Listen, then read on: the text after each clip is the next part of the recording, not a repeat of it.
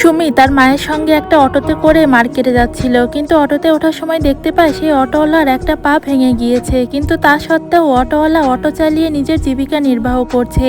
এটা দেখে সুমির অনেক ভালো লাগে, তাই তো সে খুশি হয়ে অটোওয়ালাকে 3,000 টাকা দেয়, কারণ তার একটা পা ভেঙে পঙ্গু হয়ে যাওয়ার পরেও সে ভিক্ষা না করে জীবিকা নির্বাহ করছে।